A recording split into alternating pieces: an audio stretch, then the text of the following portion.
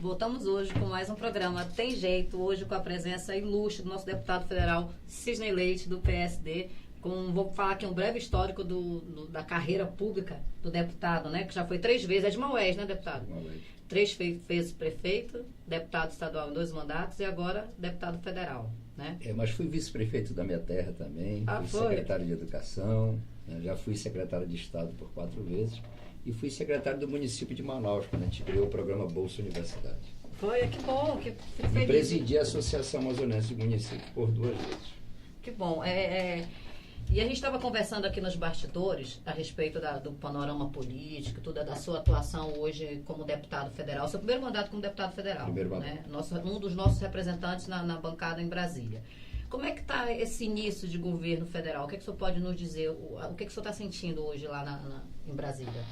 Eu diria, Maria, e você que nos acompanha com a sua audiência aqui no Portal do Holanda, que primeiro, o que a gente vê muito na mídia não reflete a realidade do Congresso Nacional. A gente vê um segmento da extrema esquerda, leia-se PT e PSOL, com a base do governo, basicamente o PSL. E que você vê, por exemplo, essa discussão na educação. Pegar este exemplo, né, de corte de recursos das universidades porque estão fazendo balbúrdia. Se o problema da educação fosse isso, o Brasil estaria muito bem. Aqui mesmo no Norte, nós temos indicadores de analfabetismo e de pessoas com ensino de péssima qualidade que nos entristece a qualquer um de nós. Enquanto o governo perde tempo com isso, nós temos desafios muito maiores. Por exemplo, eu entendo que não interessa para a grande maioria da população se o governo é de direita ou de esquerda, é liberal ou não. A população quer resolutividade na saúde, quer avanços na educação, mas principalmente enfrentar a demanda do desafio econômico da geração de emprego e renda, né? Manaus, por exemplo, nós estamos acima da média nacional. Nós temos aí mais de 18% da população desempregada. Se você colocar as pessoas que fazem bico ou as pessoas que estão desalentadas, que são as pessoas que não procuram mais emprego, só os desempregados e quem não está mais procurando emprego, nós somos mais de 300 mil na cidade de Manaus. Se você botar o interior, que depende basicamente do poder público, esse número é muito maior. Então, a nossa responsabilidade, o nosso desafio é enfrentar isso. Seja com as reformas necessárias, respeitando a condição do Brasil, seja implementando as políticas para que a gente possa resgatar o desenvolvimento desse país. Então, a reforma da Previdência para a gente, quais eram os impactos negativos e positivos que ela poderia ter, deputado? Olha, eu entendo primeiro uma coisa, o Brasil é um país muito desigual. Né? Você tem 1% da população que concentra a grande maioria da riqueza desse país em detrimento de uma grande massa de pessoas que estão na pobreza. Então, veja bem o seguinte, não dá para você mudar, e eu disse isso ao ministro Paulo Guedes, o programa de benefício de prestação continuada, que a pessoa recebe um salário mínimo. O Estado brasileiro tem que ter esse papel enquanto política social, como também a aposentadoria rural. Você não pode comparar uma mulher que trabalha na roça, que passa 10 horas na borda de um forno para fazer um saco de farinha, com uma mulher que está na cidade, numa vida urbana. A mesma coisa um produtor, principalmente na nossa região e no Nordeste, que são regiões mais sacrificadas. Então não dá para mexer com isso. E a outra coisa, particularmente, que eu entendo é o seguinte: você não pode comparar a realidade previdenciária do Estado do Amazonas com o Estado do Rio Grande do Sul, do Rio de Janeiro. Nossa realidade é diferente. Tem déficit na Previdência do Estado? Tem, mas não é aquela situação de calamidade. E muito menos pegar uma prefeitura como a de Manaquiri, aqui do lado de Manaus, e tratar igual a prefeitura de São Paulo. São realidades distintas. Então, o que eu defendo? Que a reforma trate das políticas macro do que diz respeito a isso. Agora, deputado, você é a favor de quê? Eu sou a favor de a gente acabar com o privilégio.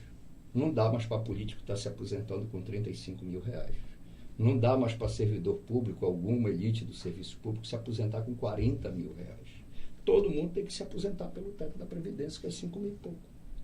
Isso inclui também o judiciário, né? Que é todos. São valores bem exorbitantes. Não só os políticos, eu falo servidor público de modo em geral, seja no Congresso, seja em qualquer lugar. Então, isso eu sou a favor da gente combater essas discrepâncias da desigualdade. É muito importante, gente. Como também, Maria, só complementando, tem privilégios para pensionistas e filhos de militares. Eu não estou falando de policial militar e policial civil, eu estou falando militar das Forças Armadas, que recebem aí a aposentadoria até perda de visto.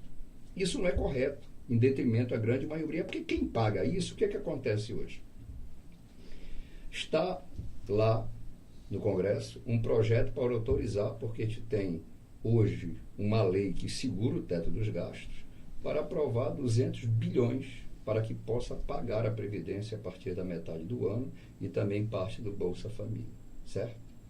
Então, veja bem o seguinte, quem é o grande contribuinte da massa trabalhadora? São trabalhadores que ganham um salário até, no máximo, 2 salários mínimos. Eles que contribuem, porque a grande massa de trabalhadores são eles. E trazendo uma coisa, com a reforma trabalhista, tem muita gente que não consegue trabalhar o ano todo, né? É trabalho temporário, é trabalho terceirizado, que a reforma trabalhista mexeu com isso. Então, diminui a contribuição previdenciária, mas a gente tem um outro desafio. Qual é? A partir do ano de 2030, a população brasileira vai parar de crescer. Nosso crescimento já é pequeno. E até 2040, a população vai começar a diminuir, do ponto de vista do crescimento, certo? Não só para e depois nós vamos diminuir esse crescimento, porque a população envelheceu. A reforma é necessária? Ela é necessária.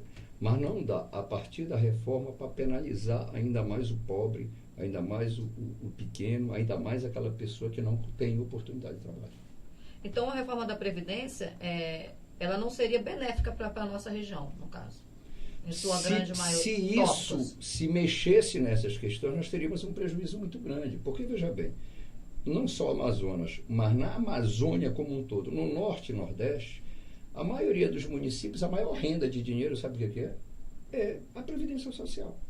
E esse dinheiro movimenta a economia, porque essa pessoa, Maria, ele não vai sair comprar um iPhone, não é verdade?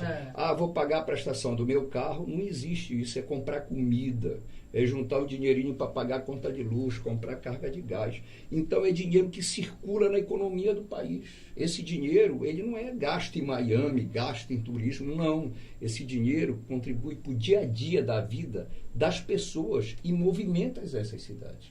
Porque a gente fala muito nas grandes cidades, né? Mas esse país tem mais de 5.600 municípios. E a grande maioria desses municípios que estão no norte e no nordeste brasileiro depende da Previdência Social para garantir a economia do município. Então, se você pegar no Amazonas, a grande maioria dos municípios depende disso. Tanto é que você chega o seguinte, o avô, geralmente, ele é o cara mais querido da casa, porque ele que detém aposentadoria. E tem famílias que moram 5 famílias numa casa e que tem um avô e a avó que são a única fonte de renda concreta, porque os outros fazem bico, não conseguem um negócio ali. Que é a nossa realidade do nosso interior, né? Mas não tem uma renda fixa. Então, Maria, como é que eu vou votar numa proposta dessa? Não tem como. Não tem como. Isso não é bom para o Brasil.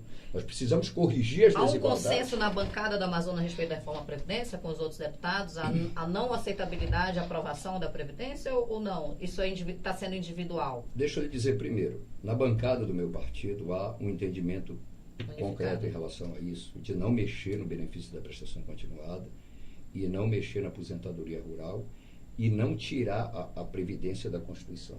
E a outra coisa, também aquela proposta do ministro Paulo Guedes de abrir uma brecha na reforma da Previdência, né, para que fizesse um sistema de capitalização. Isso também há consenso na minha bancada. Agora, deixa eu lhe dizer o seguinte, tem parlamentares que defendem, como eu, que estados e municípios, cada um vote sua reforma, respeitando a peculiaridade, mas na grande maioria, mexer em BPC e aposentadoria rural, a bancada não quer.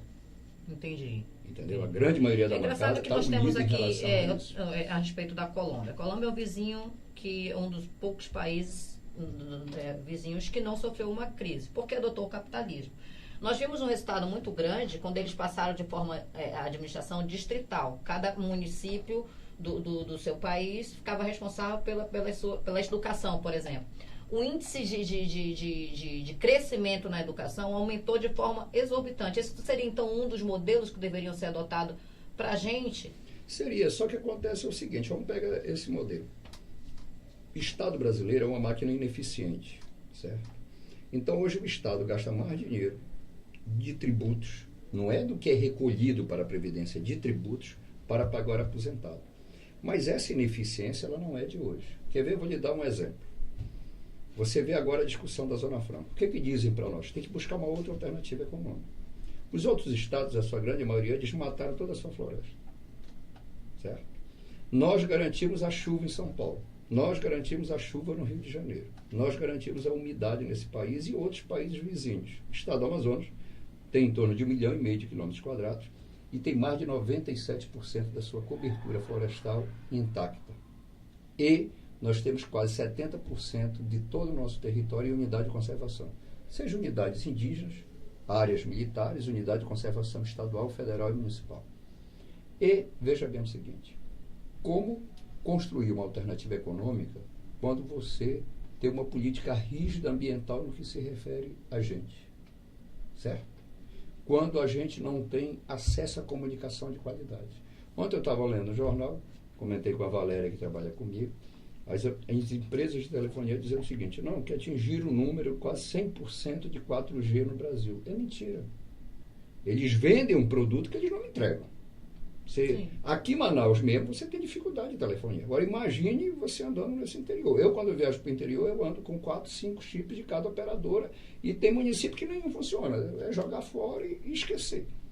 Então, a nossa realidade é uma realidade difícil. Por isso, nós precisamos ter um entendimento diferenciado. Se juntou, Maria, 4 governadores, o governador de Roraima, o do Acre, o de Rondônia, o do Amazonas. A grande maioria dos senadores desses estados e a grande maioria dos deputados federais. Vamos sentar com o ministro Tarcísio, que está dizendo que vem visitar, vai fazer uma viagem, aí, um passeio na 319. Se estiver chovendo desse jeito, ele vai ver o que é o passeio, vai fazer um rally. Mas, veja bem o seguinte, disse para nós que era prioridade, mas não está no plano do governo, nem coloca dinheiro. Então, é uma prioridade da boca para fora. Agora, a gente tem, tirando Manaus, Tefé, Tabatinga e Parintins, com aeroporto, com sinalização e balizamento noturno. Portos, quase a sua grande maioria com problema, certo? Parintins falta uma estrutura de boia de fundeio para que os navios atraquem. A maioria dos turistas que vêm tem uma idade já elevada e outros não têm coragem de pegar um barquinho pequeno, uma canoa, uma voadeira, como a gente chama, né? Para cá chama voadeira, para outra região do estado chama de baleeira. E andar no rio Amazonas. O que acontece? Ele fica em frente a Parintins, mas não sai do navio. Eu levei essa preocupação para o Ministério do Transporte. Então, a nossa realidade é uma realidade difícil. Nós somos tratados desigual para pior. Não é para melhor. Isso agora parece que virou uma perseguição com as pessoas do Norte. O Paulo Guedes agora ele focou na Zona Franca. Em acabar como se a Zona Franca fosse o grande prejuízo do crescimento econômico do país, quando o Sudeste pertenceu do maior número de incentivos fiscais, que se representam hoje 58%, e a gente só 8%. Sendo que nós temos algo bem desleal, que é a nossa logística, que já é muito complexa. Nós estamos... essa prorrogação é para que se conseguisse o desenvolvimento nessas questões para ter acesso a nos ligar a outros estados e ter uma concorrência econômica mais justa, o que não ocorreu até hoje. Isso, Maria. Tudo? Primeiro, garantir a integração do Acre, Rondônia, Amazonas e Roraima, né? Porque nós estamos numa região que é a maior região do país do ponto de vista territorial, geográfico. Certo? E a gente não tem interligação. Exatamente. A gente não tem interligação. Então é muito difícil. Né? Segundo, isso abriria a possibilidade comercial para todos os estados. Né? A gente tem que contar que as empresas que saíram daqui não vai vir para o Brasil. A gente sabe que eles vão migrar o quê? Para a China, para outras, mas não para a economia sai dentro do país. A gente precisa de soja, por exemplo. Roraima poderia vender soja para a Amazônia para a gente fazer ração, para a produção de peixe. E daria o direito a todos nós de ir e vir, que nós não temos esse direito de sair do Amazonas a não ser de avião. Ou pegar que ainda é algo a ser discutido a respeito de valores, né? E sair daqui e passar 5 dias indo para Belém. Né? Mas aí você colocou uma questão que é muito importante. Veja bem, o ministro Paulo Guedes, primeiro nós estamos aí numa luta pela questão do polo de concentrado, que ainda no governo Temer, ele, na calada da noite, baixou aquele decreto reduzindo o IPI do polo de concentrado para compensar aquela mobilização dos caminhoneiros. E aí houve uma mobilização da bancada na época. Agora, já neste ano, no início do ano, o governo solta uma consulta pública, né, para o segmento eletrônico, mas voltado principalmente a telefone, smartphone, tablet e computadores. Uma consulta pública não no que diz respeito ao polo industrial da Zona Franca de Manaus, mas aos produtos lá fora. Mas isso reflete aqui na questão do que diz respeito a componentes. Aí isso. Véspera da Quinta-feira Santa, ele num programa nacional de televisão vai, né, e fala que vai reduzir tributos. E uma jornalista que toda semana bate na Zona Franca, que é a Mira Leitão, hoje ela fez um comentário, o comentário dela de hoje na CBN é em relação à Zona Franca, quando o ministro Paulo Guedes está anunciando que quer reduzir 1,5% do PIB de incentivo fiscal no Brasil, né? Inclusive é capa do jornal Estadão de hoje. E veja bem uma coisa, ele vai e diz, não, eu vou reduzir. E ela provoca ele, perguntando o seguinte, e a Zona Franca como é que fica? Ele diz assim, não, eu não vou acabar com a Zona Franca, ironicamente, né? Eu não vou mexer na Constituição, eu vou reduzir IPI. Agora o Brasil não pode parar por causa da Zona Franca. Vem a decisão do Supremo. Mais uma vez o ministro se volta contra. Lembrando o seguinte, que passada essa decisão, e tendo a manifestação da bancada, e principalmente, Maria, eu sou uma pessoa muito justa, o senador Omar ele preside a CAI, que é uma comissão extremamente importante no conjunto dos poderes no Brasil, que é a Comissão de Assuntos Econômicos do Senado. E a fala dele repercutiu muito. Paulo Guedes ligou para ele é o líder da bancada, e nós fomos lá, grande parte da bancada. Se retratou, pediu desculpa, disse que não tem intenção de... Inclusive, houve um comentário que ele houve uma reunião, falou uma coisa e depois saiu fazendo outra. Aconteceu isso de fato? Não, aconteceu agora com a decisão do Supremo. Por quê? Porque, veja bem o seguinte, a decisão do Supremo, o que acontece? Essa decisão, ela só traz à luz da transparência para a Receita Federal o que está no decreto 288 que cria a Zona Franca de Manaus. Ou seja, quando você compra e você vai ter que estimar aquele IPI, certo? E quando vender, você vai debitar. E vai ver se há crédito ou débito. Se tiver débito, vai pagar. E aí, né, creio que alguns técnicos da Receita que passaram essa informação, porque ninguém afirma de onde veio, diz que teria um prejuízo de 16 bilhões. Né? Aí veio Folha de São Paulo, Estado de São Paulo, Globo, Jornal Nacional, SBT, todo mundo batendo no modelo Zona Franca. Os técnicos da Cefaz fizeram um estudo, e isso traria uma diferença de 900 e poucos milhões. Por quê? Porque hoje já há um incentivo. Quem vende para cá insumo tem um incentivo do modelo do polo industrial da Zona Franca de Manaus. E por que essas empresas questionaram, deputado? Porque havia entendimento e distorções diferenciadas por parte da Receita Federal. Por quê? Porque tem técnicos da Receita Federal que vêm contrário a isso. Agora, quando ele diz que vai cortar incentivo, certo? Nós vamos ter uma discussão daquilo que você colocou, Maria. Nós vamos ter uma discussão de iguais. Por quê? Porque o Estado do Amazonas, como você disse, tem 8% do bolo do incentivo fiscal brasileiro do parte do que toca o governo federal. Nós somos o maior arrecadador de tributos federais do Norte, mais de 40%. Nós já arrecadamos, em alguns momentos, sozinho, mais de 50% de tributos federais. E mais de 80% não fica aqui, fica nos cofres do Tesouro. Exatamente. Veja essa relação. Segundo, você colocou uma coisa que é importante. Estava falando do polo de concentrado. Se a Coca-Cola sair daqui, ela não vai para São Paulo ou para o Rio, para Santa Catarina. Não, acho que né? não. Sabe por quê? Porque o Paulo Guedes tem uma visão que é o seguinte, reduz tributos, reduz incentivo fiscal. Vamos pegar um segmento que o Brasil tem muita tecnologia e faz um produto de excelente qualidade, calçado. A gente consegue concorrer com o calçado da China? Não. Se reduzir tributo, fica uma montadora de carro nesse país, a gente consegue concorrer com o México? Não. Certo? O Brasil não é um país preparado do ponto de vista tecnológico, de base industrial, no sentido de competir com os outros países. Agora, veja bem o seguinte, achar que os Estados Unidos não faz política protecionista, está aí ele brigando com a China por causa de proteção. Achar que a Europa não faz proteção, inclusive para produtos agrícolas, é ter uma visão equivocada, uma visão distorcida. O que eu percebo muito nesse governo, como administradora pública, falando tecnicamente, e a gente sabe que a responsabilidade de cada declaração que oriunda do alto escalão do governo, e reflexo, inclusive, na economia. Porque quando ele declarou essas questões da Zona Franca, muitas empresas já ficaram com o pé certeza. atrás, e aí a economia, e nós precisamos do modelo Zona Franca para a nossa economia, e seria uma catástrofe se isso viesse a acabar, apesar de já, pelas declarações por si só, já ter causado um impacto negativo no Estado, né? Que eu acho que é de uma irresponsabilidade muito grande. O que eu vejo é que talvez falte conhecimento técnico-econômico do Brasil como um todo. Parece que vive ali só na região São Paulo, Sudeste, Rio, e o Amazonas é um peso para o país. É como se não fizesse parte do Brasil. Dar a entender. E o Brasil hoje ele não é benéfico, esses benefícios só para o Estado. As pessoas não entendem isso. Ela é Estado para o país todo, como o senhor citou, né? Em termos climáticos, conservação, preservação.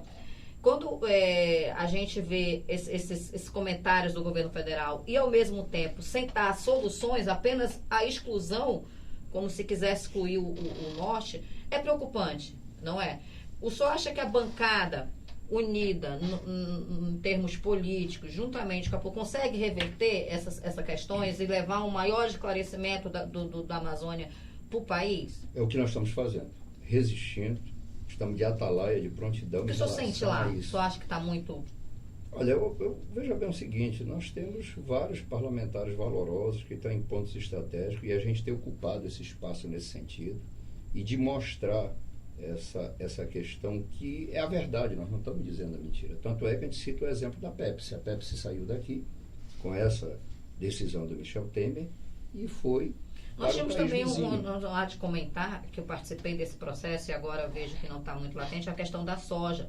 Na época em que o grupo MAGE veio para cá, na questão do Blairo MAGE, cheguei a prestar alguns serviços com ele, um cara muito visionário, né? E que, de repente, por questões políticas, deixou de ter grandes investimentos aqui, que chegou a fazer na Itacoatiara, ainda está o poço da Irmasa lá, porém não tanto quanto a gente achava que deveria. Aí teve a questão da China, né, que deixou de comprar produtos por conta de declarações do governo federal, que refletiu economicamente, negativamente nesse setor, soja, frango, enfim. Como é que ficou essa situação, deputado, da declaração em que a China, inclusive, deixou de comprar produtos do Brasil? Isso vocês se alertaram, tentaram reverter, conversaram? Porque isso reflete muito no nosso Estado. A ministra Tereza Cristina, ela tem muita habilidade e muito conhecimento, certo? Então, ela esteve na China, né? E a outra parte do governo, que é a parte mais sensata, né, mostrou que isso não é bom para o Brasil, até porque os Estados Unidos, o Trump brada, mas chega na hora, não quer perder dinheiro. Não quer inclusive perder... ele fez um acordo com a China depois do escândalo nosso. Com certeza. Passou por cima do Brasil. Nós não temos condições de estar brigando com país nenhum, principalmente com a China, né? E a mesma questão você vê aí dos países árabes, né? Que são grandes consumidores de produtos, de commodities, porque a agropecuária brasileira, nós temos vários produtos que são commodities para o Brasil e que influenciam diretamente na balança comercial. Agora veja bem o seguinte, o Estado do Amazonas, nós temos um desafio, e aí nós precisamos da ajuda do governo federal, mas nós precisamos fazer o dever de casa. Não tem como nós avançarmos se não fizer o zoneamento, por exemplo, da Calha do Madeira que você citou. Só na região de Humaitá, nós temos mais de 600 mil hectares de campos naturais. Entre 250 a 300 mil são campos voltados. Você não precisa desmatar, são campos naturais, que a gente pode ter produção de escala, que é o único local do Amazonas que permitiria isso. Nós temos no sul do Amazonas, o nosso rebanho bovino é de 1,5 milhão de cabeças de gado. Nós temos 1 milhão no sul do Amazonas. Se nós investirmos na mecanização, na correção do solo e no bom manejo, a gente no mínimo triplica essa oferta de carne, certo? Porque a gente importa muita carne. Eu estou falando para abastecimento interno e a gente não tem necessidade de mandar dinheiro para fora e gerar riqueza dentro do nosso estado. Rodar a economia aqui. Rodar a economia. E nós podemos fazer esse trabalho para também os pequenos produtores, porque hoje é o seguinte, um item que não falta na mesa do amazonense, farinha. Mas um produtor, ele leva 4, 6 meses para fazer 1 hectare de farinha, de mandioca, um roçado, na mão, queimando. E ele planta, ele colheu, e colhe na mão. No outro ano, ele vai ter que derrubar de novo e queimar. Se você mecanizar, você planta na mesma área e produz 3 vezes mais. e diminuir o impacto ambiental. Que você está colocando nesses projetos. Nós não temos mais como adiar um investimento na piscicultura. Ah, mas a gente não produz grão, então bora importar grão. Não seria o caso do Estado, em autonomia própria, tentar acordos com essas grandes empresas para uma economia e um investimento no Estado, como já se tentou fazer questões do Blairo, que a gente pode falar do Blairo, porque ele é o quinto maior plantador, não sei se essa colocação dele do país. Não seria o fato de levar esses projetos a essas grandes empresas e mostrar essa realidade? Deixa eu te falar uma coisa. Durante muito tempo, o setor da pecuária, da agricultura, da pesca e aquicultura recebia menos recursos, a Secretaria de Estado, IDAM, enfim, os outros órgãos, do que, um exemplo, a Secretaria de Cultura, mas não para trabalhar na cultura, para fazer festa. Festa tal, festa X, festa Y, festa aquilo. Eu apresentei, ano passado, uma emenda na Constituição, assim como a saúde e a educação tem valor fixo, que tem que gastar aquele valor, nós fizemos para a produção. E hoje é 3% da receita corrente líquida. Isso permitirá que o Estado terá que gastar esse ano 400 milhões no setor. Eu acredito que dá para a gente fazer um bom trabalho à frente que nós temos. Sim. Certo? Torço, inclusive, que dê certo. Torço, inclusive, que esse dinheiro seja investido de forma correta. Porque, por exemplo, se nós tivermos 70 milhões para mecanização e 35 milhões para correção de solo, nós vamos atender muito produtor nesse estado, nós vamos mudar a cara da produção. E vamos corrigir uma coisa, Maria. Veja bem o seguinte, não é normal, a gente sabe que isso é a Zona Franca, nós temos uma cidade como Manaus com mais de 2 milhões de habitantes, e a segunda maior cidade é Parintins, tem 100 e pouco. Nenhum estado brasileiro existe isso. Certo?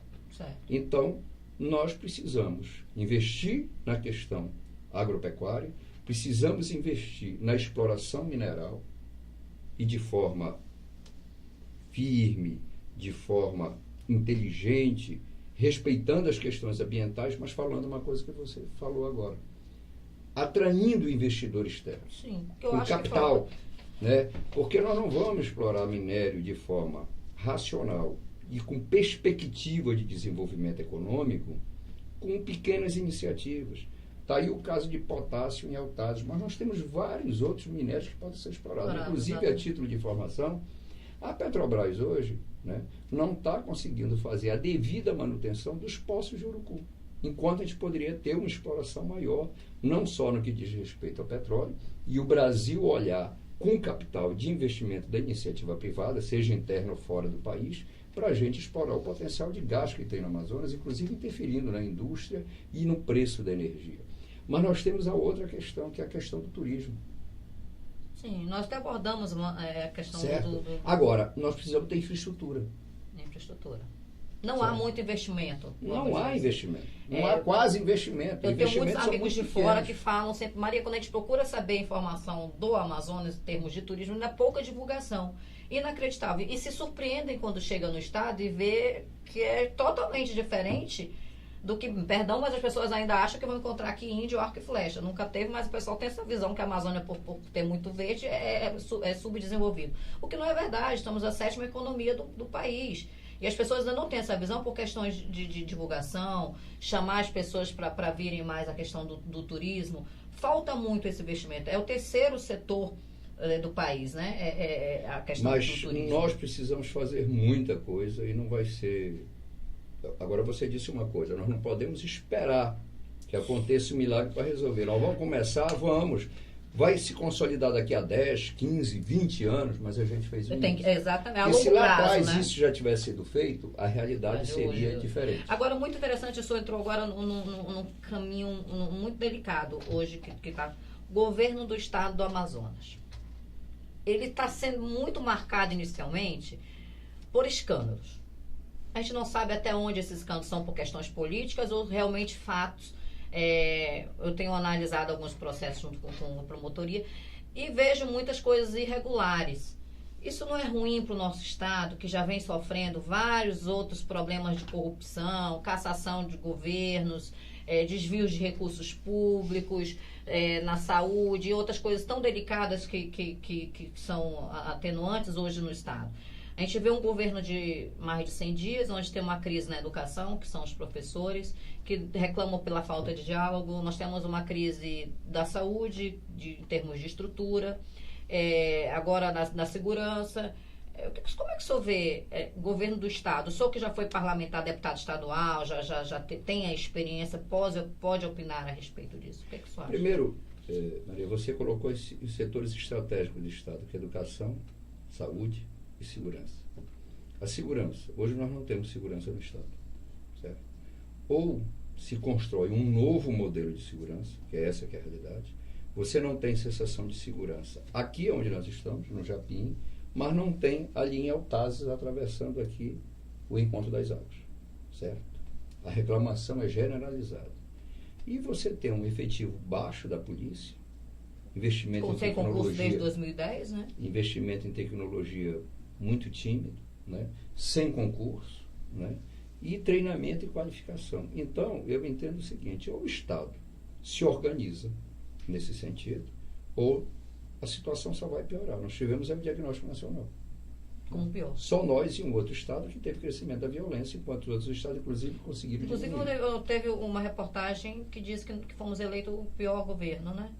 Não sei até onde isso é tendencioso ou não, porque 4 meses, venhamos e convenhamos, se o técnico der muito pouco para a gente poder avaliar o governo. Veja bem o seguinte, o Estado do Amazonas, e não é hoje, ao longo do tempo, tem sido o Estado, e eu estou aguardando chegar o balanço da gestão passada, tem sido o Estado que mais gasta em saúde no Brasil.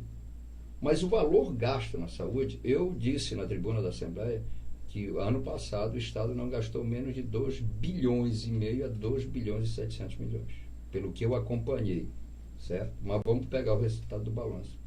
Mas nós não temos essa saúde de 2 bilhões. Pois é, mas aí é um problema que eu venho batendo na tecla desde 2010, quando eu ainda fui lá coordenadora da saúde na gestão de 2010, Eduardo Braga. Nós temos um problema de eficiência na saúde dos médicos, que é o plano de cargos e salários. Nós sabemos que hoje, se você gasta muito com cooperativas, o que você pagaria para o médico diretamente ia dar mesmo assim uma economicidade muito grande. Verdade. Mas você não pode mexer nas cooperativas sem antes resolver o problema do plano de cargos e salários. Por quê? O médico que tem uma carreira, deputado, de 15 anos, estudou, especializou e tal, ele vai trabalhar para o Estado para ganhar 7, 8 mil reais, se ele trabalha para a cooperativa para ganhar 20. Porque a cooperativa se tornou para os médicos, só para perguntar, não há essa atenção para perguntar do médico, ele não gosta de trabalhar para a cooperativa, mas é a alternativa que ele tem de ter um salário melhor. Isso é a realidade. Porque, olha, nós fizemos ali um mutirão de cirurgias em 2010. Nós gastamos 4 milhões para atender 61 municípios, 8 mil atendimentos especializados e 5 mil cirurgias de média, pequena e média, sem nenhum óbito nos municípios. Olha só a diferença. É uma questão de organização administrativa que não há. Por que se gasta hoje com as cooperativas? Porque se sabe que não tem um plano de cargos, não tem como você contratar um médico pelo salário que ele tem que receber. Claro, mas o Estado fez uma opção, foi terceirizar a saúde na capital. Porque, veja bem o seguinte... Porque é um absurdo. O Estado do Amazonas, veja bem o seguinte, você falou o que é o problema. O problema é gestão. O problema é gestão. Por que não... Por que em outros estados se gasta menos e tem um resultado melhor? Né? Por que nos outros estados se gasta menos do que o Estado do Amazonas gasta, proporcional à sua receita, e tem uma saúde melhor? Veja bem o seguinte, olha as discrepâncias que a gente tem. Manaus, e como você disse, agora com a crise nós somos a 8ª cidade com o melhor desempenho econômico, é a pior cidade de cobertura de atenção básica do Estado do Amazonas. Exatamente. Manaus praticamente só tem área urbana, a área rural populacional de Manaus é pequena, muito pequena em relação à área urbana. Nós só temos 52% de cobertura de atenção básica. A Prefeitura de Manaus tem uma maternidade construída lá atrás, e pequena. O interior, há uma diferença. O que acontece? Quem assume os hospitais, e não é de hoje, são os prefeitos. Se o prefeito não contratar médico, se o prefeito não entrar, não acontece nada. O hospital fecha. O hospital fecha. Então... Fora que não tem especialista nos municípios. Exatamente. Aí o que acontece? A fila do CIGEG aumenta em Manaus, porque ninguém quer morrer. Né? Eu tenho um problema lá em Taquatiara, não resolve lá, eu vou para Manaus. Eu preciso fazer uma cirurgia aí, eu vou para Manaus. Eu tive um traumatismo aqui em Anuri, eu vou para Manaus.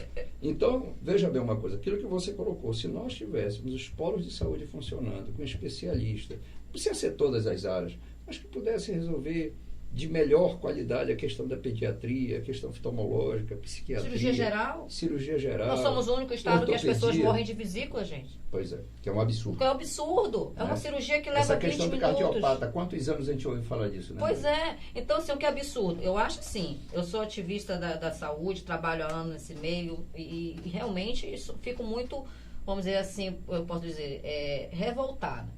Agora houve um contrato fechado com a Delfina, que a gente chama de Elefante Branco, de 172 milhões com dispensas de licitação para atender ao ano. Um absurdo. Por quê? O Hospital Francisca Mendes, que é cardíaco, alta complexidade, recebe 32 milhões ao ano. Ao ano. Lá, eu peguei o contrato para avaliar, para auditar, é um contrato que não tem valor unitário dos atendimentos, totalmente escuso, sem licitação, uma empresa que responde a outros estados por atos ilícitos. E estão trazendo médicos que não são formados, são residentes de anestesiologia, ou seja, o índice de óbito vai aumentar. Isso é muito grave. Isso é grave. E você vê que ninguém fala, ninguém comenta, ninguém, sabe, os órgãos, agora houve a conselheira acatou as nossas solicitações de pedido do bloqueio, porque é absurdo. Eu acho que essas coisas que não tem que era ser... a empresa que estava lá. Não, nós brigamos para que se saísse a IMED, que era 60 milhões ao ano e que já era um absurdo. Que recebia por um serviço de emergência onde nunca uma UTI nem o centro cirúrgico funcionou. Como é que ele era de emergência se não tinha centro cirúrgico, nem catalogava e mandava para os outros hospitais? Tinha 11 centro cirúrgico pronto, mas não funcionava. Não, nunca funcionou. Até hoje nunca funcionou. E aí pegaram e depois de ganhar 240 milhões em 4 anos, conseguiram tirar. Aí colocam hoje uma empresa de 172 milhões que você não consegue diferenciar o contrato feito. A empresa está cobrando, deputado, por leito. O leito é do Estado. Ele não pode cobrar por leito. É absurdo. O hospital está pronto, né? O hospital está pronto. Nós pagamos para a PPP 20 milhões ao ano pela construção daquele hospital, que fique claro. Nós já pagamos por essa empresa, administração público-privada, 20 milhões. Então, e fora isso, nós não vamos pagar 170 números para não ter serviço. Porque nós não vamos ter serviço. Que fique claro. O TI, pago 10, o diário de TI, o TI está lá. É só profissional. A PPP é responsável por manutenção, por lixo. E aí, o mesmo que você paga para um, você paga outros contratos no mesmo hospital, para o mesmo serviço. Quem está ganhando nessa matemática, nesse cálculo? É isso que eu acho que falta. Que os representantes nossos, inclusive o senhor que é deputado federal, que são recursos federais, né? Levante essa bandeira para os médicos que dá plano de cargo de salário dos médicos, que eles possam ser contratados diretamente. E esses contratos de terceirizados, que são absurdos, tanto meus amigos de cooperativa que me perdoem, mas que são uma prisão para o Estado. Porque quando você não aceita o que eles reivindicam, eles começam aquele jogo das ameaças. Vamos parar, vamos isso, e a população sofre muito com isso. Mas eu acho que deve ser chamada a ordem dos médicos. Aberto concurso com salários dignos de um profissional de 25, 30 anos que não pode trabalhar para ganhar para o Estado 6, 7 mil reais, sendo que o cara já tem 20 anos de carreira e ganha 20 mil sentado no consultório dele. Ele não vai fazer isso.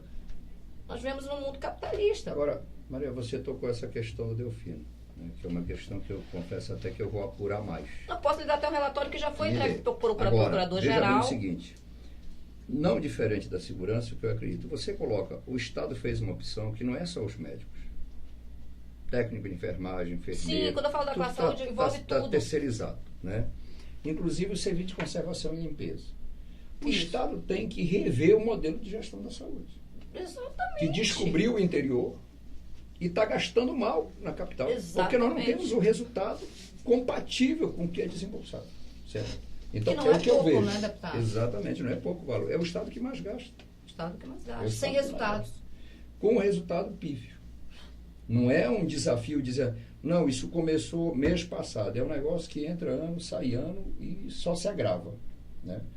E você veja bem o seguinte, quando terminou meu mandato de deputado estadual, tinha 5 meses de salário atrasado.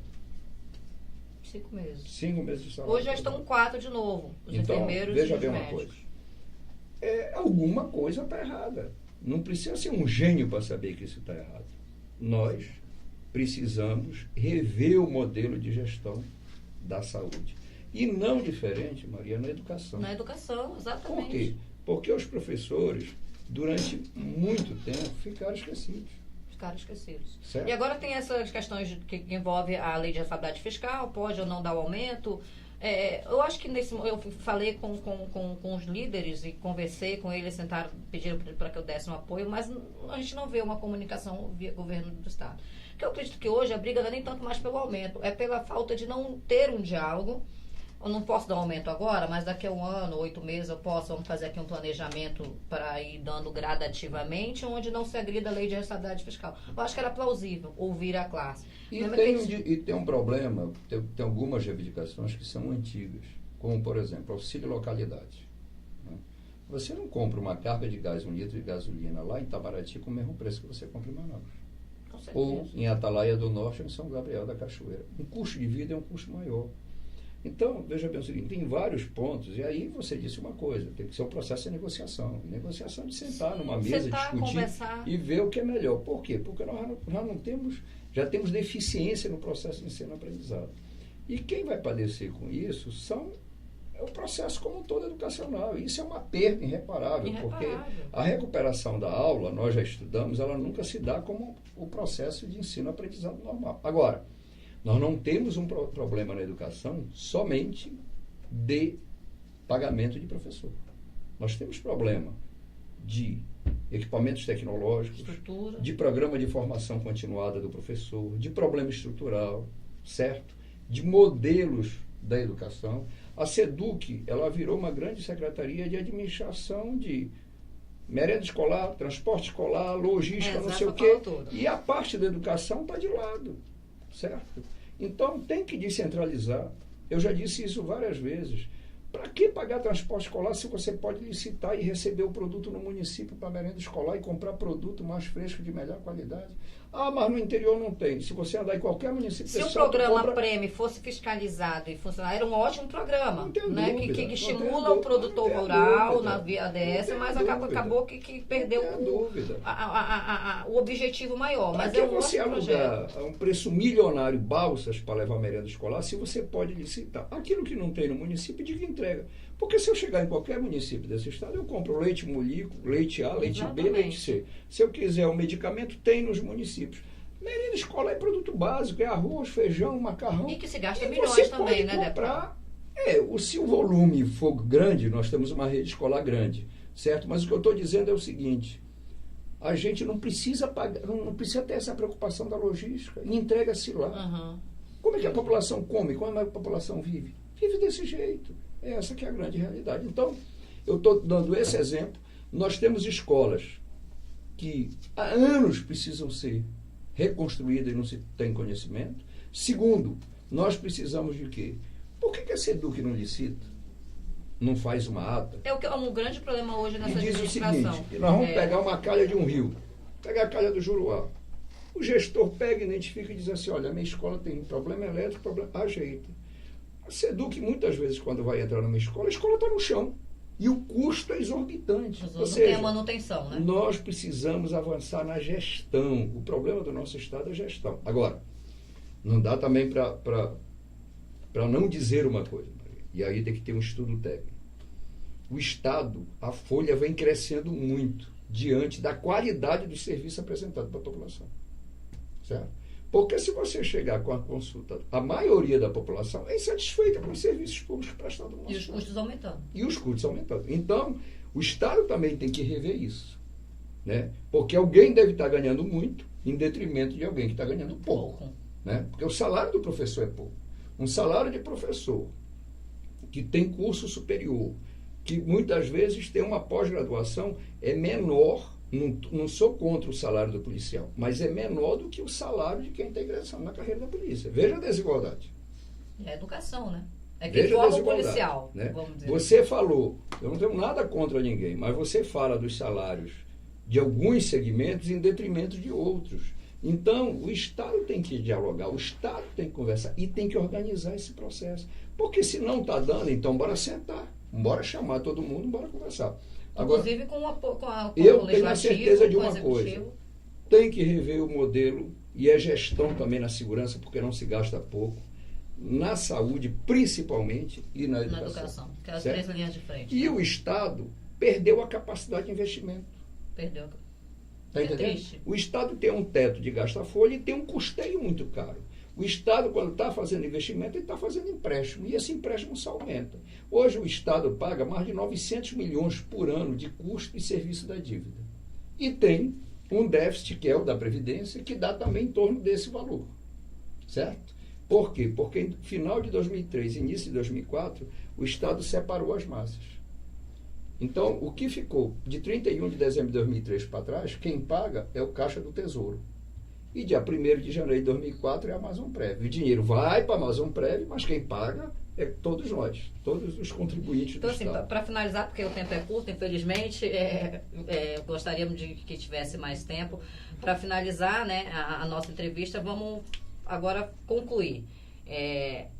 Nós temos uma deficiência que eu acho que o governo federal e o governo estadual têm que trabalhar em parceria, certo?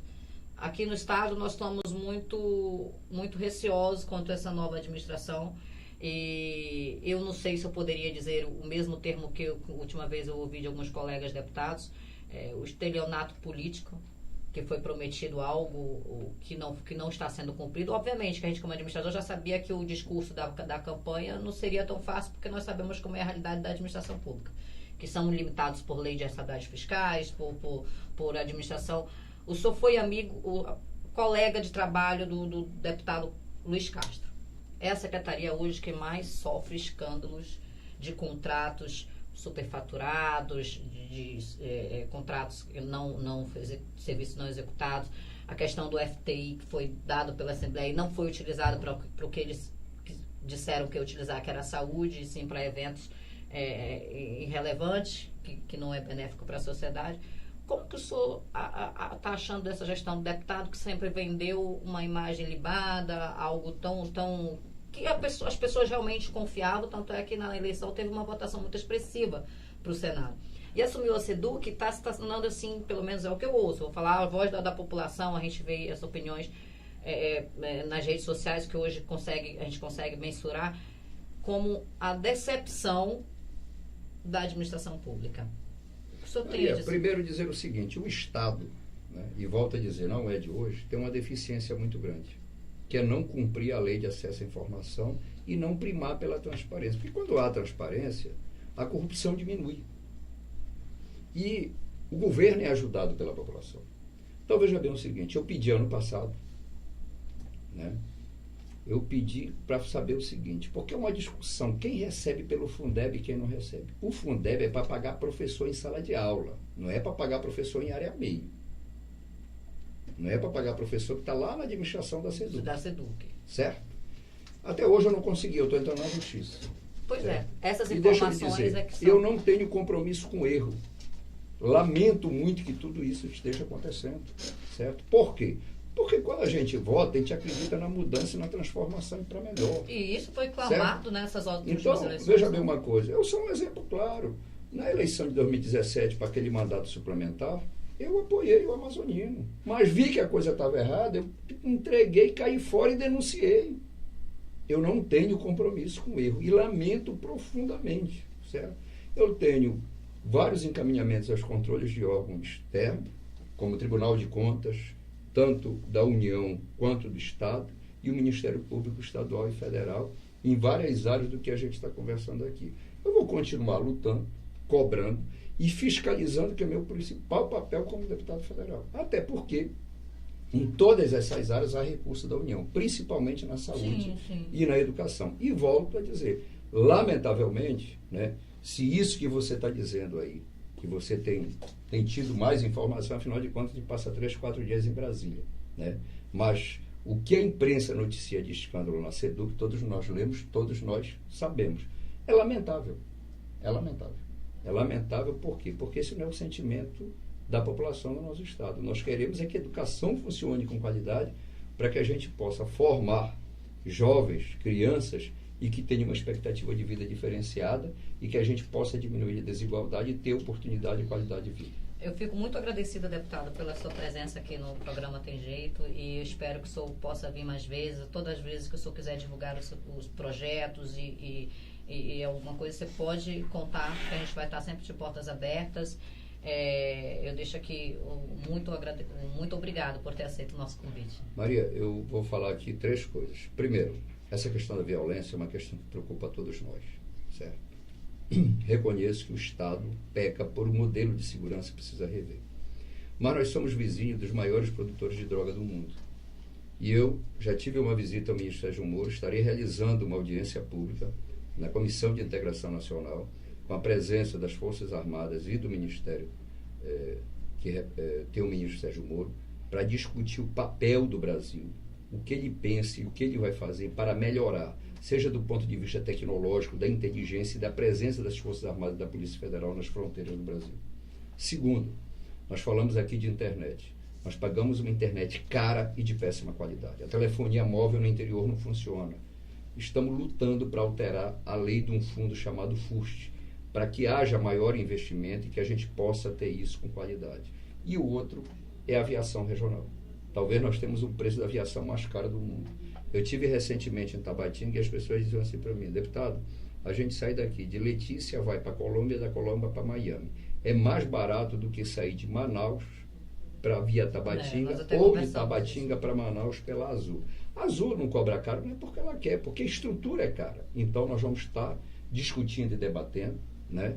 Nós já alteramos a lei para abrir para o mercado internacional, trazer investimento para a região, e nós vamos continuar lutando pela infraestrutura, por portos, por aeroportos, pela questão da comunicação, porque também sem isso não adianta a vontade de querer explorar minério, o pescado, o manejo florestal, produtos madeireiros, não madeireiros, que nós não vamos conseguir avançar porque não há logística. E o Estado é muito carente em relação a isso, e nós sabemos que o governo do Estado sozinho não vai fazer. Então nós temos que cobrar, brigar e lutar para sensibilizar o governador, o governante federal, e trazer recursos para o Amazonas e para a gente enfrentar esses desafios e melhorar a qualidade de vida da população. Eu que agradeço e estou à sua disposição. Muito obrigada. Então a gente ficou com mais um programa Tem Jeito sim, basta ter legalidade e compromisso.